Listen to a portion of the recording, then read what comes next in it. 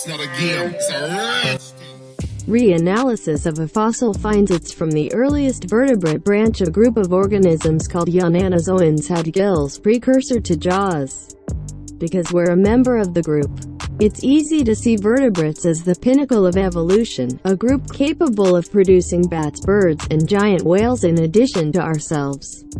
But when they first evolved, vertebrates were anything but a sure thing.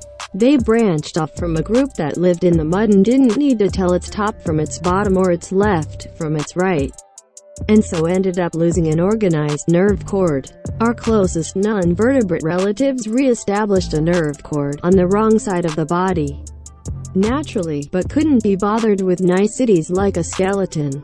How exactly vertebrates came out of this hasn't been clear, and the probable lack of a skeleton in our immediate ancestors has helped ensure that we don't have a lot of fossils to help clarify matters. But in Thursday's issue of Science, researchers have re-evaluated some enigmatic fossils that date back to the Cambrian period and settled several arguments about exactly what features the yunnanozoans had. The answers include cartilaginous structures that supported gills and a possible ancestor to what became our lower jaw. In the process, they show that yunnanozoans are likely the earliest branch of the vertebrate tree. Yunnanozoans.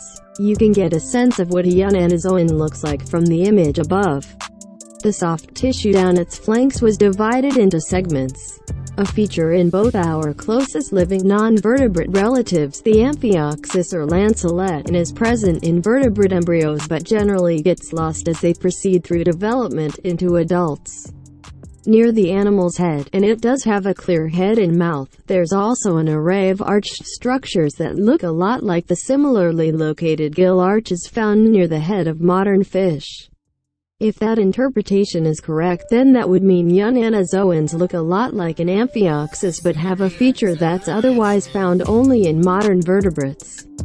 This would mean that it preserves features critical to understanding vertebrates' origin. But the "if" starting from the previous paragraph is a big one.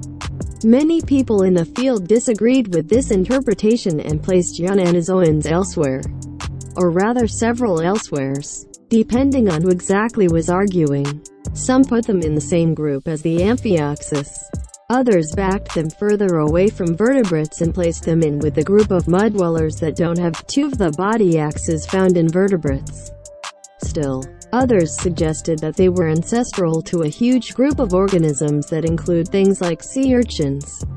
A small team from China has now attempted to settle these arguments. It does so in part by imaging more than 100 new fossils of the species. But a big part is that they use some of the most sophisticated imaging techniques available.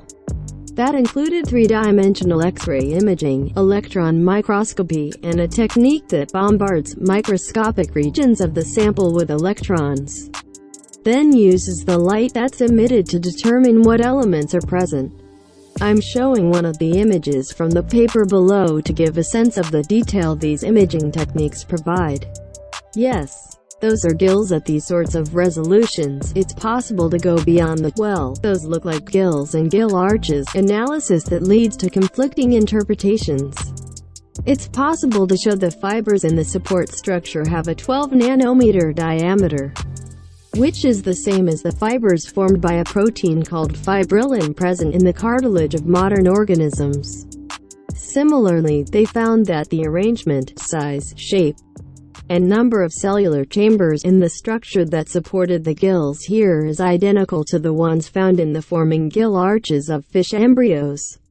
Based on these results, the researchers could say that not only do these structures look like gill arches and are found in the same area of the animal's body, but they also have the same cell types organized in the same way. So, we're almost certainly looking at a gill arch in an organism that existed early in the Cambrian period, more than 400 million years ago. The team analyzed these features relative to vertebrates and other close relatives, and it concluded that yunnanozoans are representatives of the earliest branch of the group that produced vertebrates.